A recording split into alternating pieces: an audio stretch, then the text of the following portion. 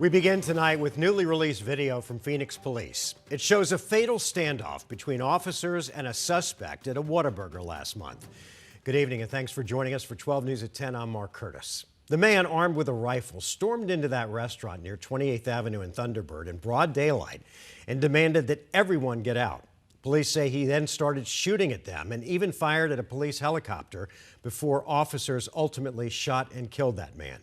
12 News journalist Bianca Bono has been combing through newly released materials and has more on what happened that day. Bianca? Yeah, Mark, in addition to video from the incident, we've also obtained more than 20 911 calls, including a chilling call from the suspect himself. A disturbing 911 call from 62-year-old Marion Joyner as he was armed during a standoff with Phoenix police. Hello? Phoenix 911. I have not hurt anyone yet, and I don't want to. Just know that. The incident happened around 11:30 a.m. on December 18th. Initial 911 callers standing outside report seeing a man armed with a rifle speed into the parking lot of the Whataburger near 28th Avenue and Thunderbird. There's a guy that just walked into the Whataburger holding an AR. He was not right in the mind. You could see it in his eyes. Seeing him going in the store and going out with the rifle in his arm. Then calls start coming from employees and at least one customer inside, describing the horror they just faced. There's a guy with a gun on my lobby, please. Please, here. He said, get the out of here with guns. A guy came through the store in the back with a, looked like a 9mm and an assault rifle. Phoenix police providing surveillance footage showing what happened next. As employees ran out and hid in a nearby warehouse, Joyner refused to cooperate with responding officers. He stopped talking to the 911 operator, but left the call going for 25 minutes. Gunshots ring out. Hello, what are you doing there? Witnesses outside report seeing Joyner shoot at police and target a helicopter flying overhead. One patrol vehicle was struck. He's pointing. Oh, crap. Shots fired. Shots have been fired. Shortly after police flew a drone into the restaurant, they say the suspect raised his rifle, prompting them to shoot him. I think I got him. A relative of Joyner calling 911 as the chaos unfolded, warning police that he was armed. She said he struggled with alcohol addiction and depression, adding earlier that morning he became violent at his home, took his firearms out of his safe, and left.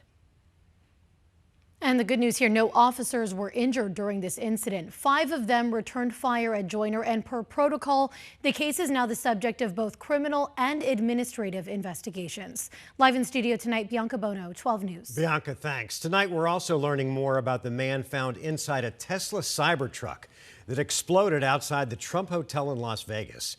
According to his passport, 37-year-old Matthew Livelsberger was born in Arizona, although it's unclear if he actually spent any time here. However, according to data from Tesla charging stations, he did make multiple stops in Arizona to charge his truck as he made his way to Las Vegas in the hours before the explosion. A map provided by police shows that he stopped in Holbrook, Flagstaff, and Kingman. That Kingman stop was his last before he made it to Vegas, ultimately pulling up in front of the Trump International Hotel where the truck exploded.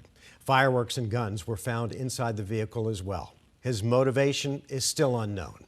Meanwhile, in New Orleans, let's bring you some live pictures from Bourbon Street, which is back open tonight, but as you can see, almost deserted. Consider for a second that just a few hours ago, the Sugar Bowl was played here. But this is the scene nearly 48 hours after 14 people were killed in a New Year's Day terrorist attack. Today, the FBI released new photos of the suspect, 42-year-old Shamsud Din Jabbar, placing him about a block away from where he went on his murderous rampage on Bourbon Street. It also shows an explosive device that the FBI says Jabbar planted before he drove into the crowd. Investigators say Jabbar acted alone in what they're calling an act of terrorism. The FBI cites a series of videos posted online where Jabbar proclaimed his support for ISIS prior to the attack. We're also on wildfire watch tonight as the Horton fire near Payson continues to grow. That fire is now more than 1,300 acres and is only 17% contained. Officials with ADOT are warning that smoke from the fire could reduce visibility on State Route 260 just east of Payson. They add that visibility is likely to be worse during the cooler overnight and morning hours. Well, if you've been in the high country lately, you may be wondering, where is all the snow that's normally up there at this time of the year?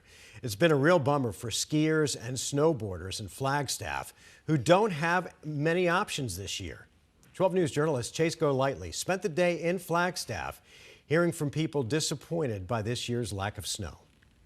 It's a busy night here in downtown Flagstaff with people from all over the country visiting here for the holidays. But they tell me they did expect this to look a little different. I wish there was snow. Unless you stepped outside, you wouldn't believe it was winter here in Flagstaff, with no snow on the streets, trees, sledding hills, or even Humphreys Peak.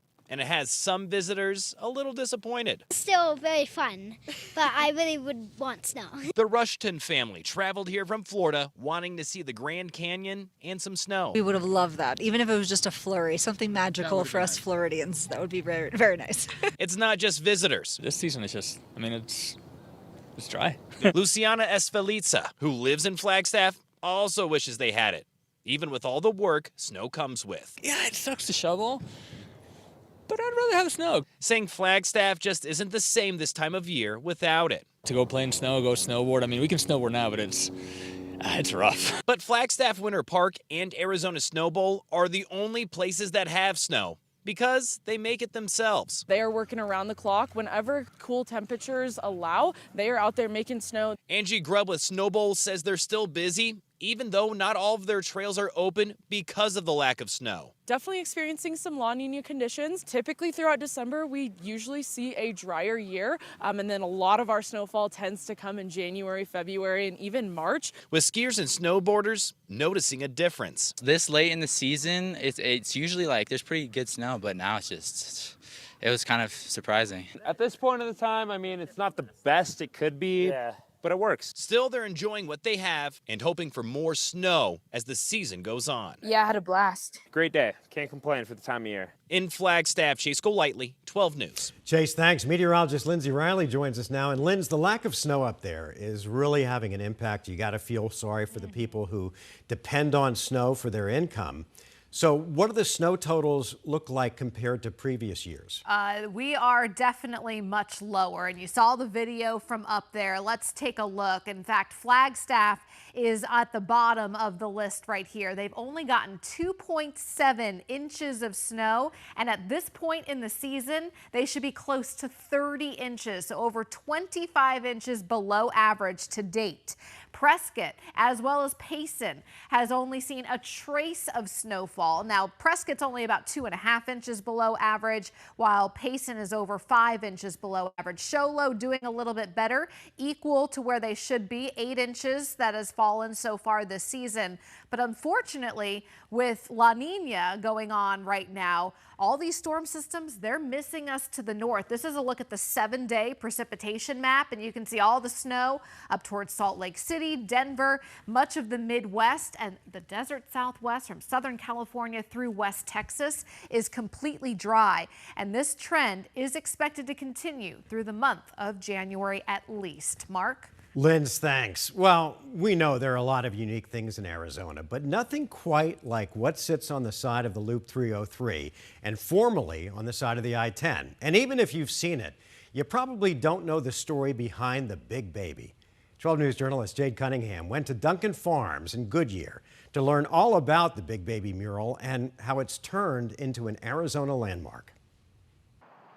Along the 303 sits something big. I love driving by it. So big. I was the one that had to go to the city of Goodyear, and they said, you want to do what? This 20-foot picture of a giant baby is hard to miss. I'm actually in the scene. Kathleen Duncan is holding the frying pan. She's also the co-owner of Duncan Family Farms, which is deeply rooted in the West Valley. I married a fourth-generation Arizona farmer, and so we went out on our own in 1988 and just started with a very small farm growing some fruits and vegetables, and it just kind of grew from there. She came up with the idea of the sign after the farm opened to the public 30 years ago. The idea was to just have, maybe a few field trips a week, come out, invite some of the teachers I knew out to bring their kids to see where their food came from. The program grew. And we had 30,000 students each season coming out. We had about 800 kids a day coming, busload after busload. So the Duncans found a unique way to greet visitors near I-10 and Cotton Lane. We weren't allowed to put up any billboards saying Duncan Family Farms this way. There were restrictions on advertising or billboards.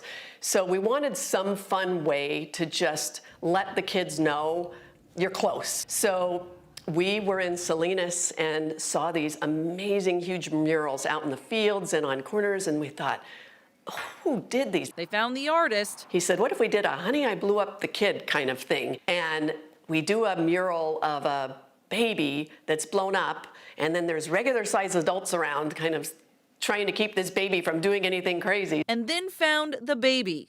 I used it as a fun fact in class. You know, like when people try to get to know you, that's like, I'm the big baby. Not a baby anymore, 27-year-old Jamie Lawton was 18 months old when a picture of her playing with a tractor grew into the life-size mural. She's always loved its quirkiness. People are still finding out that it's me. But says it captures something special. He was a farmer as well. The bond between her and her grandfather, who's since passed. That's the bond of happiness and joy on my face as a little girl. And I don't know, there's just the logo of the Duncan Family Farms, so all of this wouldn't have been possible without them. But the special connection between them, it's between family. And that's what Duncan Family Farms is really about, family. In the early 2000s, the baby went away. Because of the 303 interchange that was going in, it had to be taken down. But found a new home 5 years ago off the 303 near Bethany Home Road, where it sits today and can once again be enjoyed by all, like Lawton's growing family. So the big baby had a baby. I have two babies. We still have the tractor, and I save it until they get usually around like 8 months, and we go and take their pictures. It's really fun, and it's really special to be able to share that with my kids. Who else is on a billboard? A billboard now turned into a landmark. The West Valley celebrity. Yeah, West Valley celebrity. For Lawton, the big baby is a sign of her past. For the Duncans, it's also one with a message for the future. I hope that we all value what farmers do and that we want to keep some of this ground as farm and not have it all developed because it's a really important part of the community too. And we've always valued being part of our community. And that baby is kind of, I think, a symbol of that more than anything. And with no plans on moving it, there's hope. That message will grow into the hearts of everyone who passes by it. Jay Cunningham, 12 News. Jade, what a great story and what a great legacy. Still ahead, a community rallies together to help Valley business owners who had their food truck stolen, how they were able to track it down and get it returned. And coming up in sports, just a day after their loss in the Peach Bowl, ASU getting a lot of national love. We'll hear from one of this year's stars.